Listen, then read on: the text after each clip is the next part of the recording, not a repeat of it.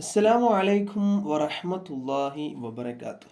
നമ്മുടെയൊക്കെ ജീവിതം എന്ന് പറയുമ്പോൾ സന്തോഷം ഉണ്ടാകും, സങ്കടം ഉണ്ടാകും, അങ്ങനെയാണ് ജീവിതം. ഒരാൾക്കും അതാരാണെങ്കിലും, എത്ര നല്ലവനാണെങ്കിലും, എത്ര സമ്പത്തുള്ളവനാണെങ്കിലും, സമ്പത്തില്ലാത്തവനാണെങ്കിലും, മോശപ്പെട്ട ആളാണെങ്കിലും എല്ലാവർക്കും അവരുടെ ജീവിതത്തിൽ സന്തോഷം ഉണ്ടാകും, ദുഃഖം ഉണ്ടാകും. അല്ലാതെ ജീവിതം മുഴുവനും സന്തോഷമായിട്ട് ജീവിക്കുന്ന ആരും ഉണ്ടാവില്ല, ജീവിതം മുഴുവനും ദുഃഖത്തിൽ പോകുന്ന ആളുകൾ ഉണ്ടാവില്ല.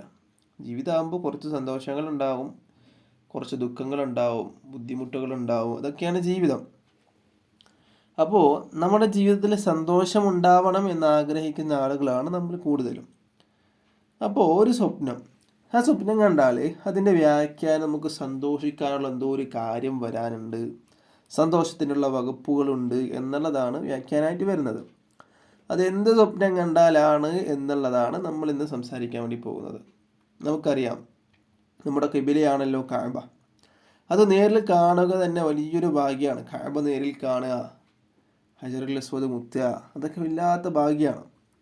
അള്ളാഹു നമുക്കൊക്കെ നേരിൽ കാണാനുള്ള ഭാഗ്യം, തൗഫീഖ് നൽകട്ടെ എന്ന് പ്രാർത്ഥിക്കുകയാണ്. അമീൻ യാ റബ്ബൽ ആലമീൻ. അപ്പോൾ ഒരാൾ കഅബ സ്വപ്നം കണ്ടാൽ എന്തായിരിക്കും അതിൻ്റെ വ്യാഖ്യാനം?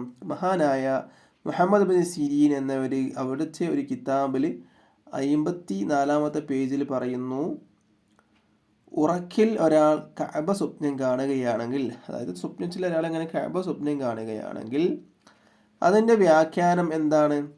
അവന് സന്തോഷത്തിനുള്ള വകുപ്പുകളുണ്ട് എന്നതാണ് അതിൻ്റെ വ്യാഖ്യാനം. ഇപ്പോൾ എനിക്ക് സന്തോഷിക്കാനുള്ള എന്തോ ഒരു കാര്യം വരാനുണ്ട്, എനിക്ക് സന്തോഷത്തിനുള്ള വകുപ്പുകളുണ്ട് എന്നുള്ളതാണ് ഇതിൻ്റെ വ്യാഖ്യാനമായിട്ട് മഹാനായ മുഹമ്മദ് ബിൻ സീരീൻ എന്നവർ അവിടുത്തെ കിതാബിൽ പറഞ്ഞത്.